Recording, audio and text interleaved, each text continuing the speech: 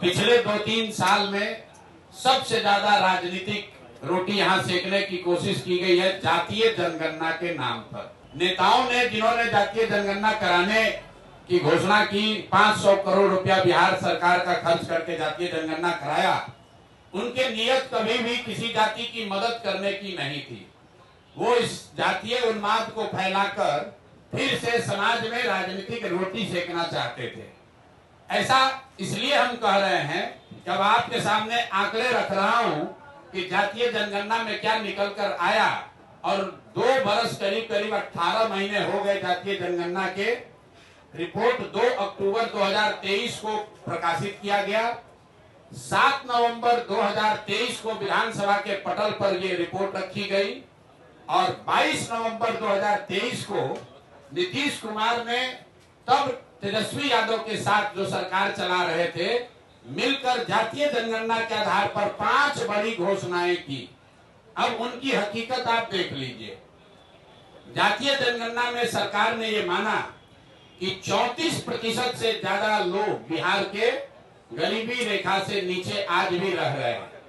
लेकिन ये महत्वपूर्ण आंकड़ा नहीं है। महत्वपूर्ण आंकड़ा ये है कि 30-35 साल से सामाजिक न्याय की राजनीति करने का दावा करने वाले लोग, इनके शासन के बाद भी जब जातीय जनगणना का रिपोर्ट आया उसमें बताया गया कि 5% से कम दलित और अति पिछड़ा समाज के 5% से कम लोग ही 12वीं क्लास पास करते हैं बिहार में।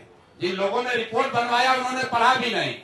सिर्फ 5% से भी कम दलित और अति पिछड़ा समाज के लोग 12वीं क्लास पढ़ते हैं। आरक्षण की लड़ाई लड़ने की बात करने वाले लोग 35 साल के बाद 0.93% अति पिछड़ा समाज के लोग आज सरकारी नौकरियों में हैं। 2 बरस पर इस पर कोई चर्चा नहीं हुई।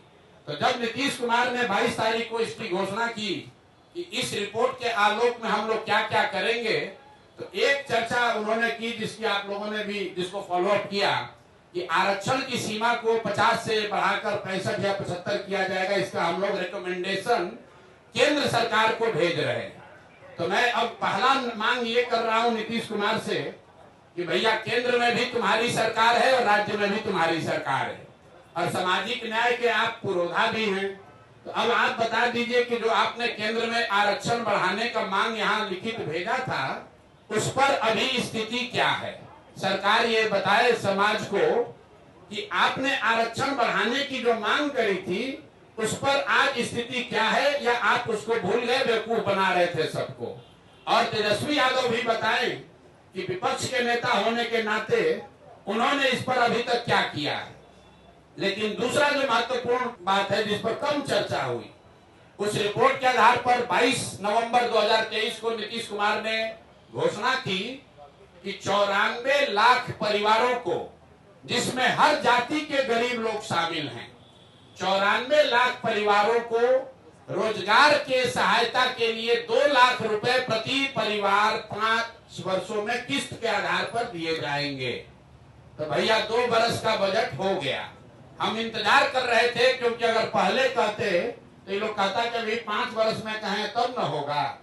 तो 2 बरस पूरा हो गया। मैं सरकार से ये पूछना चाहता हूं, जनसुराज परिवार ये जानना चाहता है कि 94 लाख लोगों को जिनको 2-2 लाख रुपया देने का आपने वादा किया था, उसमें कितने लोगों को आपने कितना पैसा दिया, और अगर नहीं दिया तो मान लीजिए कि जैसे आपके मोदी जी, आपके जिनके आप लाडले मुख्यमंत्री हैं, मोदी जी ने जैसे 15 लाख रुपया सबको देंगे का जुमला फेंका था, आप भी ये मानिए कि आपने भी ये बिहार के लोगों को जुमला दिया था कि 94 लाख परिवारों को, और इसमें सिर्फ किसी जाति विशेष के लोग नहीं हैं, विधानसभा के पटल पर। और आपको मैं कह रहा हूं 22 नवंबर का नीतीश कुमार का ट्वीट देख लीजिए, उनके ऑफिशियल हैंडल से ये ट्वीट किया गया है कि 94 लाख गरीब परिवारों को 2 लाख रुपया की राशि दी जाएगी। अभी तक एक परिवार को 1 रुपया भी नहीं दिया गया है। तीसरी जो बड़ी घोषणा उन्होंने की थी कि 39 लाख परिवारों को जो होमलेस है, लैंडलेस हैं, उनको 1,20,000 रुपया घर बनाने के लिए दिया जाएगा।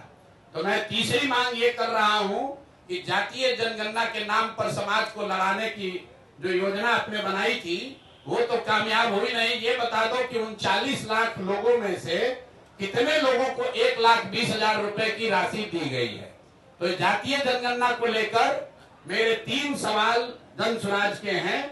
पहला कि आरक्षण बढ़ाने के लिए जो आपने दावा किया था कि आप केंद्र सरकार को रिकमेंड कर रहे हैं, उस पर आज स्थिति क्या है? किस तारीख को आपने रिकमेंड किया और केंद्र सरकार ने उस पर क्या निर्णय दिया?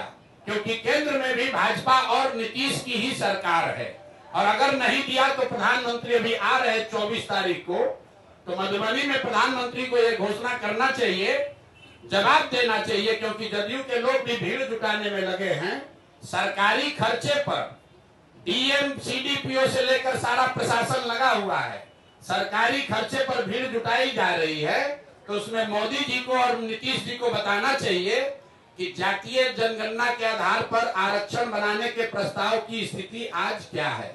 दूसरा, 94 लाख परिवारों को जो 2 लाख रुपए आपने देने की बात कही थी, उसकी स्थिति क्या है? हम लोग की जानकारी के हिसाब से, आप लोग भी पत्रकार है, अभी तक के बजट में, 2 बजट में इस योजना के तहत 1 रुपया का भी प्रावधान नहीं किया गया है। और तीसरी बात कि आपने 39 लाख जो होमलेस, लैंडलेस, खासकर दलित समाज के लोग थे, उनके लिए अभी तक 1,20,000 रुपया जो जारी करने के लिए कहा था, उसमें कितना पैसा जारी किया? तो जन स्वराज परिवार 3 मांग रख रहा है कि जातीय जनगणना के आधार पर, उसके नाम पर राजनीति करके समाज को बांटने लड़ाने वाले ये सरकार, उस पर व्हाइट पेपर जारी करो और 1 महीना में बताओ कि आरक्षण पर क्या हुआ।